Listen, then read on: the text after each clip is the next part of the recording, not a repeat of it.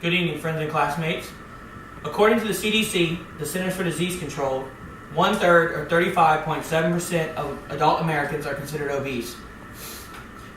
Think about that. If you divide the U.S. into 3 equal parts, that means that every person in every state from the Atlantic Ocean to the Mississippi River are considered clinically overweight.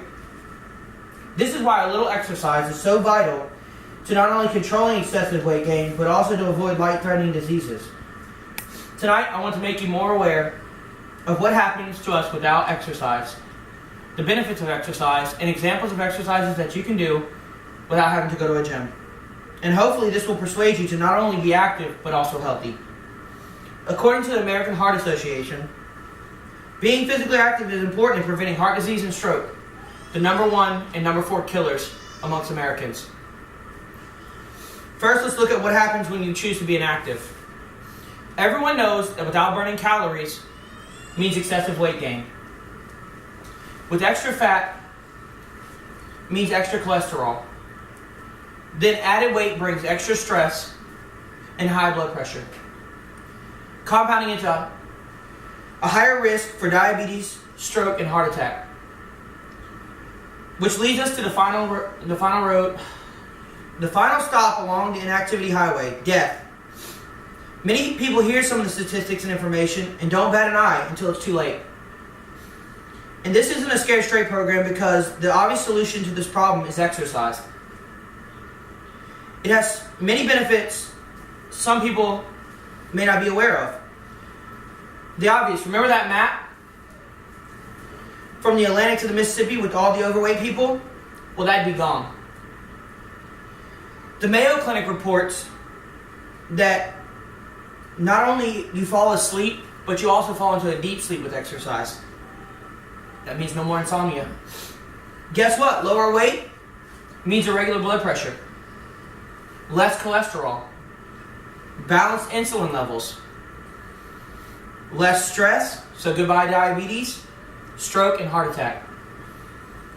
People battling depression can benefit from increased mood due to just walking for 30 minutes a day. The U.S. News even reports in a better self-esteem. And why not? You aren't suffering from an illness or out of shape. What's not to feel good about? Most people don't want to be inactive, but much of the problem is not knowing how to exercise. I hope up until this point, you understand what happens when you don't exercise and what you can gain by exercising. Now I'll give you the final piece to the puzzle. The exercises themselves. Okay.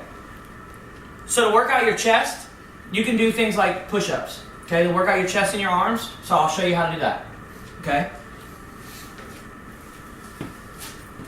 You put your feet down, your hands on the floor, and you just go down and up. Down and up. Down and up. Okay, so you do that at least 10 to 20 reps. 2 to 3 times. For your stomach, I'll show you. You can do a crunch, or you can sit all the way up, all the way down. Or you can crunch, or all the way up, all the way down.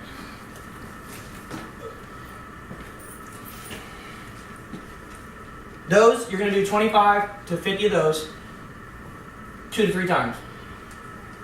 For your legs, you can do squats and lunges. So, you can do a lunge like this and back, like this and back, or you can squat like this. Alright, so 15 to 20 of those, 2 to 3 times. Finally, you can do things like jumping jacks, which everybody knows the jumping jack, up and down, or you can use a jump rope. Also, you can light jog or walk every day. So tonight, we discussed what happens without exercise, the benefits of exercise, and I showed you the exercise that you can perform.